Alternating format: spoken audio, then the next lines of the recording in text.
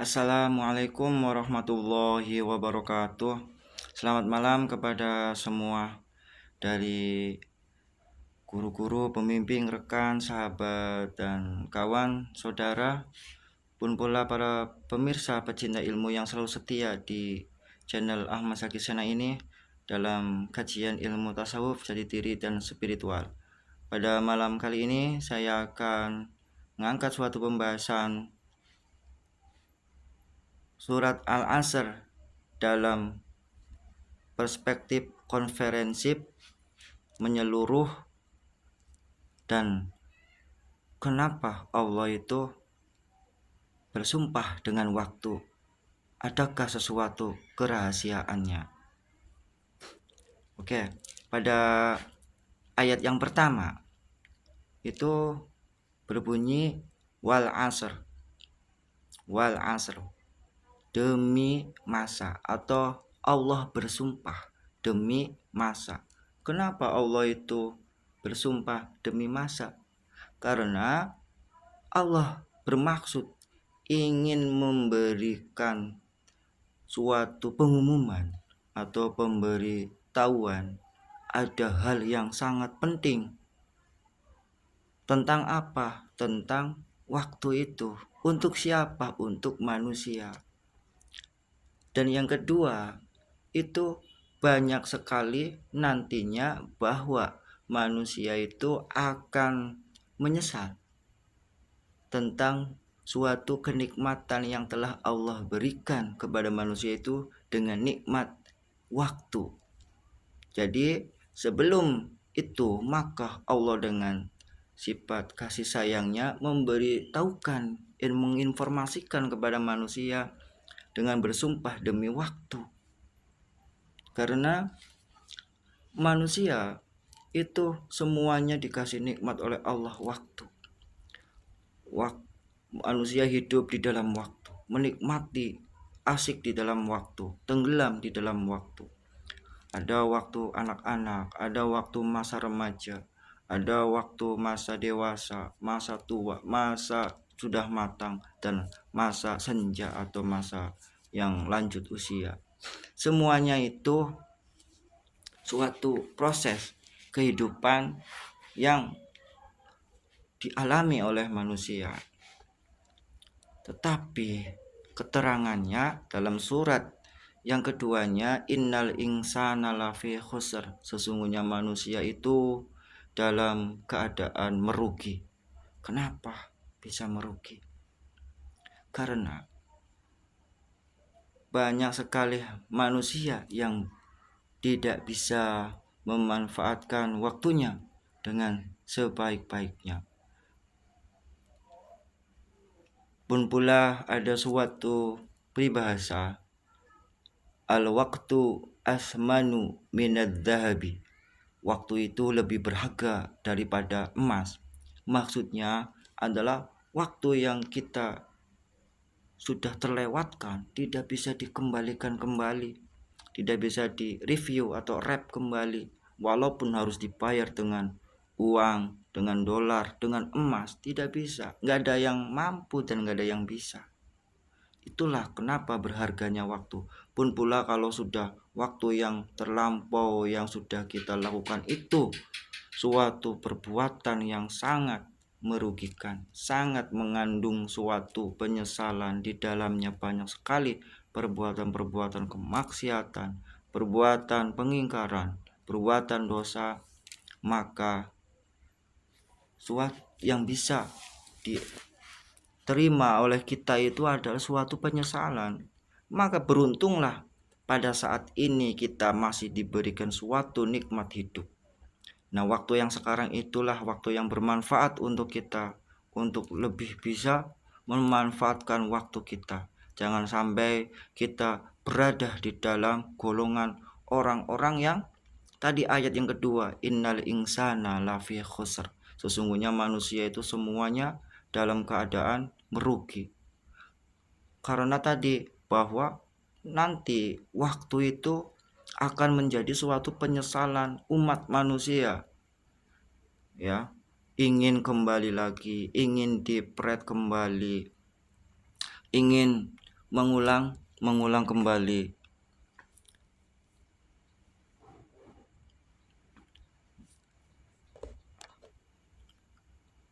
Pun pula keadilan Allah, semuanya manusia memperoleh waktu yang sama.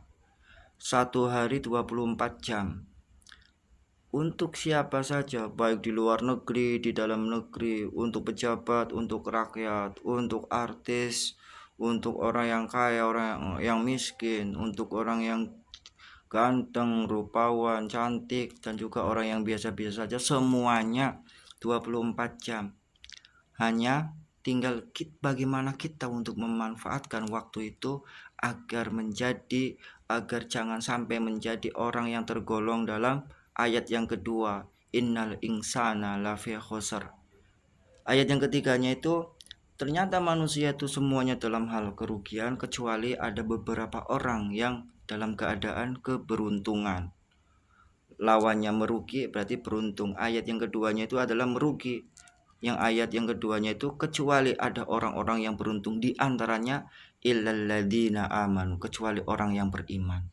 Iman di sini adalah iman kepada Allah, iman Allah Sang Maha Pencipta semesta alam, iman kepada Allah yang patut kita sembah, patut kita mengerti bahwa Beliaulah, Allah lah yang Maha Pencipta yang harus kita sembah. Pun pula iman kepada para nabi-nabinya, utusannya, yaitu di zaman akhir ini adalah Nabi Muhammad sebagai utusan Allah untuk menyampaikan risalah kebenaran, risalah dakwah agama untuk diajarkan kepada umat-umatnya, dan kita memperoleh karunia nikmat iman tersebut. Tetapi nikmat iman tersebut itu perlu diperbaharui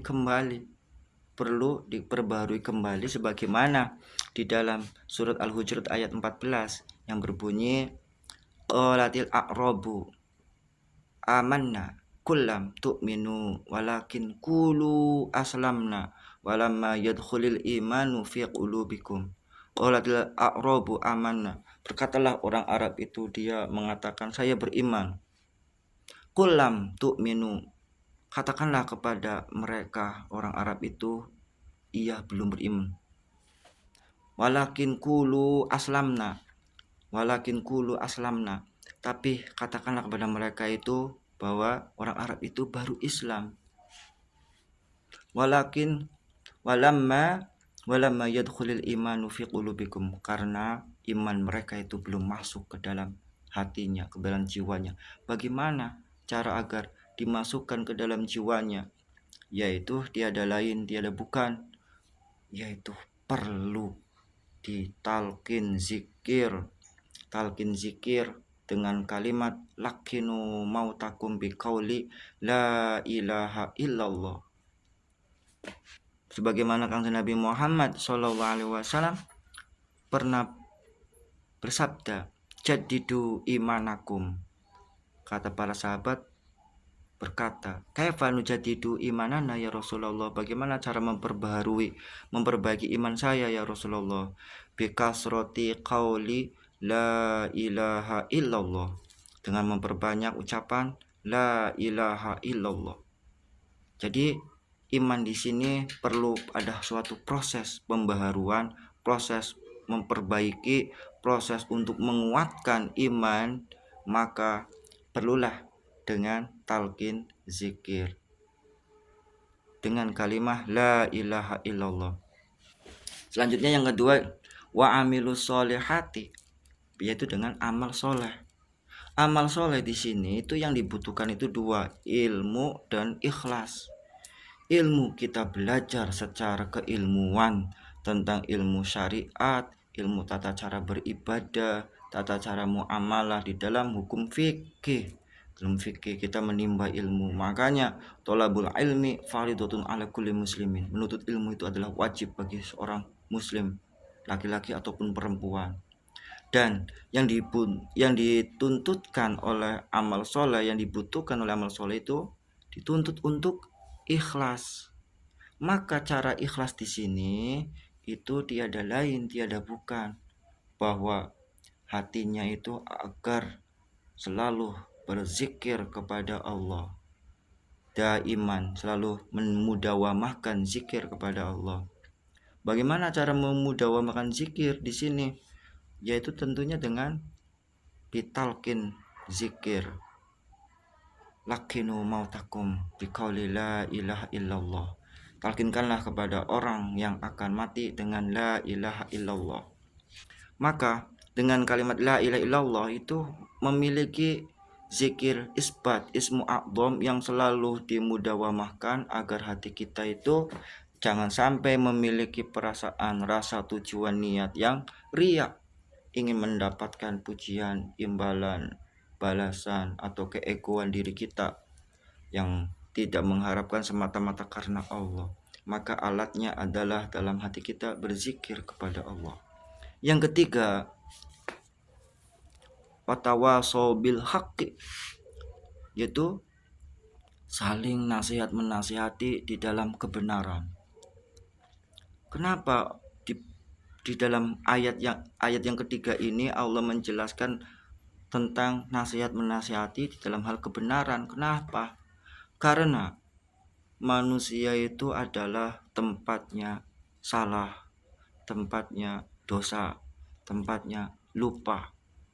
Pun pula di zaman dunia ini adalah zaman yang di dalamnya itu tidak lepas dari fitnah, dari suatu penyimpangan. Al-insanu mahallul khoto wan nisa, sesungguhnya manusia itu adalah tempatnya salah dan lupa. Maka dari itu kita sebagai orang Islam, saudara sesama Islam bersaudara, saling nasihat menasihati di dalam hal kebenaran, menyampaikan hal-hal yang hak, yang benar. Yang keempatnya, watawasau bisabr, yaitu nasihat menasihati di dalam hal kesabaran. Kenapa kok setelah kita nasihat menasihati dalam kebenaran, selanjutnya nasihat menasihati di dalam hal kesabaran? Kenapa? Karena manusia itu tidak lepas oleh Allah ujian dan ujian. Ya, sebagaimana dalam ayat Al-Qur'an yang berbunyi Bismillahirrahmanirrahim, ahasiban nasu ayyutraku ayyaqulu amanna wahum la yuftanun. Apakah engkau mengira kamu mengatakan beriman terus tidak akan diuji oleh Allah? Maka orang yang beriman pasti akan memperoleh ujian dari Allah. Dan ujian itu pun dijelaskan di dalam surat Al-Anbiya ayat 35, wa nabluukum bisyarri wal khairi fitnah. Maka Allah akan memberikan sesuatu ujian berbentuk keburukan, kesedihan, dan juga wa khair, dan kebaikan. Maksudnya apa? Maksudnya ujian itu terdiri dari kekurangan harta ujian, pun pula musibah ujian, orang ditimpa penyakit atau sedang sakit ujian, sampai orang kaya diberikan suatu harta yang melimpah pun ujian. Loh, kok ujian? Iya, ujian karena dengan orang dikasih karunia kelebihan harta, diberikan suatu kemewahan, apakah mereka semua itu bisa bersyukur? Apakah mereka semua itu bisa peduli, bisa berbagi, bisa bersedekah dan zakat? Apakah mereka itu tetap tawadu, tetap menghormati orang lain? Apakah keluar sombongnya? Apakah mereka itu hartanya dikeluarkan untuk jalan-jalan di jalan yang diridhoi oleh Allah, di jalan fisabilillah, jalan-jalan yang diridhoi oleh Allah? Pun pula mereka mendapatkan ujian. Bukan orang yang mendapatkan kekayaan, harta melimpah itu bukannya ujian, suatu keistimewaan. Tidak, semuanya adalah ujian. Maka dalam ujian tersebut harus dengan kesabaran, harus dibutuhkan kesabaran. Kenapa? Karena manusia itu memiliki sifat itu suka mengeluh Di dalam Al-Quran dijelaskan, innal insana khuliqa halu'a. Sesungguhnya manusia itu diciptakan oleh Allah memiliki sifat mengeluh, berputus asa. Maka dari itu Allah menegurnya di dalam surat Al-Insyirah, itu fa inna ma'al usri yusra. Inna ma'al usri yusra. Sesungguhnya manusia, sesungguhnya di dalam kesempitan nanti ada kelapangan. Sesungguhnya di dalam keperian, di dalam kedukaan nanti ada kebahagiaan atau kesenangan. Selalu dijelaskan oleh Allah agar selalu bersabar.